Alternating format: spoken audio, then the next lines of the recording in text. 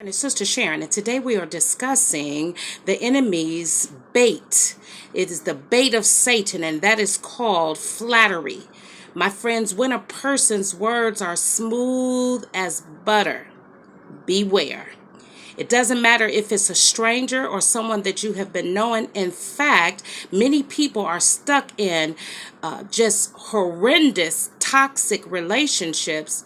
You know why? Because they are using flattery. And friends, when you and I do not understand one of the most powerful weapons on this planet, and that is contentment. Contentment is a weapon. And when you are not content, when you are just constantly feigning affection, affirmation, which is nothing but information that someone imparts or gives to you. When you are not content with who you are and where you are in life, the enemy can bait you through flattery. Now, I need you to hear me and I need you to understand very clearly, my friends. The enemy cannot use anything in the earth. He needs a bodysuit. He does not use a tree necessarily. He does not speak through it. He does not speak through a rock. He does not speak through things. He has to have a bodysuit in order to manifest his persona. Never forget what I'm saying to you, my friends. You must do a scan of every person in your life. You must consider who is in that bodysuit. Is that person truly a God man, a God woman? Who are they? What spirit, after you do analyze every person, friends, this is how you have to become, because the Bible tells us to guard the heart, and you guard the heart with contentment. So because my weapon is drawn over my heart, any and everybody that comes in and out of my life, I am checking who is in that bodysuit. And sometimes, friends, you may come in contact with other believers. But see, they can't see that you're content. They only see your external. So this is where, my friends, you have to be very wise. Like the scriptures tell us, wise as a serpent, gentle as a dove. Because there are some believers, they do believe, and they are trying to follow Jesus Christ like all of us. But their spirit is unclean. They have jealousy in their heart. They are insecure people. And these types of people, my friend, can wreak havoc on your life and your ministry, because jealous people, my friends, they do what? Throw darts. And they, my friends, can be just as evil and wicked as a man or woman that is filled with the enemy. And they have an agenda. And what is Satan's agenda? To steal, kill, and destroy. He will take out anybody mercilessly and methodically and slowly. He has no problem with a slow kill.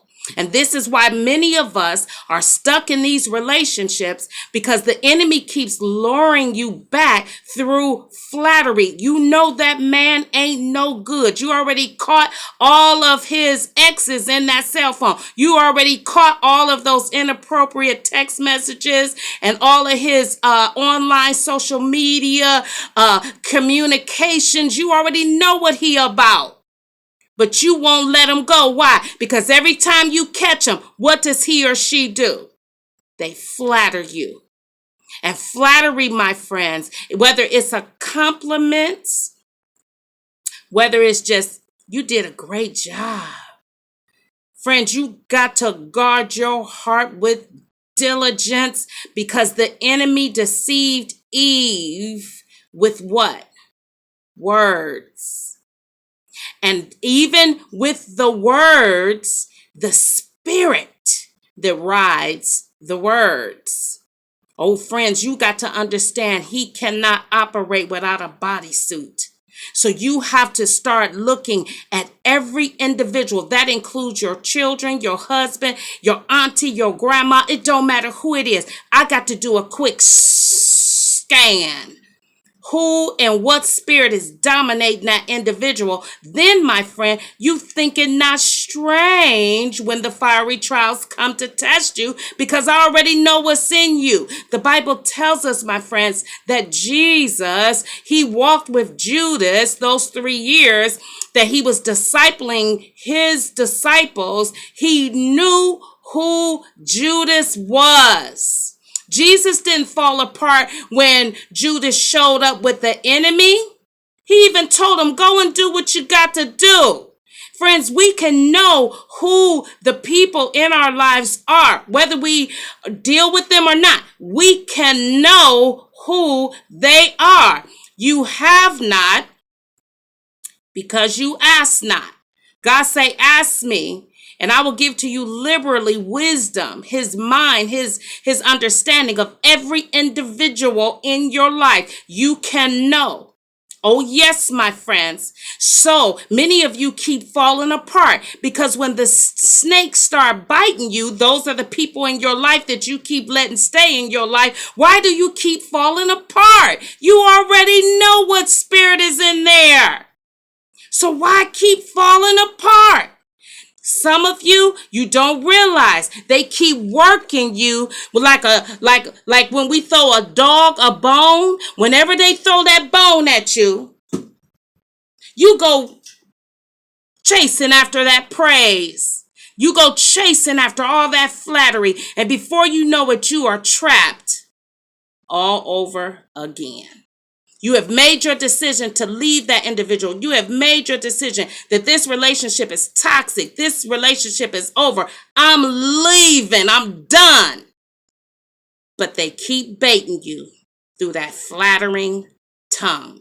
And my friends, let me share with you as I close this exhortation, Proverbs chapter 6 and 7 warns us about the flattering tongue that will usually come through a strange woman, the Bible says. So men and women, when you meet women, it doesn't matter if it's a man or a woman, and they're seducing you with all these compliments and all this praise. And, I want to pay you all this money to come and sing for us.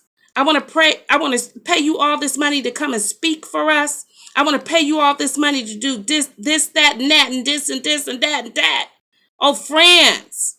Oh, they working. They coming for you. This is where many are being seduced into the secular arena of entertainment because he seduces you, not just flattering words, but they will seduce you with what? The Benjamins. So if you're not content to love God, my friend, I'm talking about love God with your whole heart, mind, soul, and your strength. Oh, when they bring the Benjamins, they're going to get you. They're going to seduce you because you're not guarding that heart with contentment. See, when you are content, and like Paul said, he learned to be content through the things that he suffered. And many of us are wasting our sufferings. We are not getting our true blessings from our lessons. No blessings without lessons. Because many of us don't realize school is in. The testing and trying of your faith, school is in. It is time to learn to be content, or you're going to be baited out. When you are in a bad, toxic relationship, friends, you got to pull up on contentment to get this person out of your life. My friends, when you don't have a job, you are vulnerable. The enemy can come up on you. Man, you know what? I'll give you $2,000. Just run this crack up on 5th Street. Just run it for me real quick. I got you. Friends, I remember even myself as a female, I was 18 years old with my first brand new car. And I will never forget, I was in between jobs, and a sister that I would have never thought, yeah, I'm holding my weapon. I want you to see it. Sister Sharon, you still holding a gun? Yeah, because friends, this is a pictorial for you. It's an illustration that if you don't put this thing next to your heart, the enemy gonna keep getting you. And you're going to keep getting jacked up because you're not in contentment. You got to come to the space and place. I'm good, God. Just don't take your spirit from me. I'm unemployed. I'm homeless. I'm this, I'm that. Whatever you are, you got to say it's still good. I'm content. God, just don't take your spirit from me. Oh, I'm going to find another job, but right now I'm good. So this young sister, her husband approached me, knew I needed money. He said, we'll pay you $100 if you just run this around the corner. It's like, you crazy. I didn't think twice, and I wasn't even a Christian. I wasn't a follower of Jesus Christ yet, but I knew better than that. I ain't running nothing. I ain't jeopardizing my safety for nobody. Y'all crazy. You ain't using my car. So listen, my friends, and hear me. When you're in between jobs, you're vulnerable. This is why the weapon of contentment, God is good. I trust you, God. I'm not sure how this going to turn out, but I'm content. I'm good. If you are allowing anxiety to drive you because you don't have a spouse and you're single, oh, friends, you're vulnerable. You're vulnerable. If you are jobless, if you are broken and you go into one of these fake charismatic churches that promote nothing but prophecy, and all they're doing, as I stated on the other video, is offering you the sweet candy of prophecy. Before you know it, you're giving them what little money you have, fiending for a prophecy. Tell me something. I need to hear from God. Instead of seeking him in your prayer closet for yourself, you go seeking man and they seduce you. And this is why so many people have turned from the faith, because they have been intoxicated, my friend. And let me tell you why flattery is his weapon. Because once you start drinking all that fake flattery and compliments, let me tell you, friends, when God is dealing with us, I don't care what you say, whether it's praise or whether you coming for me, criticism or compliment. This is why God put us through sufferings where we're not moved whether you compliment me or not. I don't need it. Me and God, we good. We're good.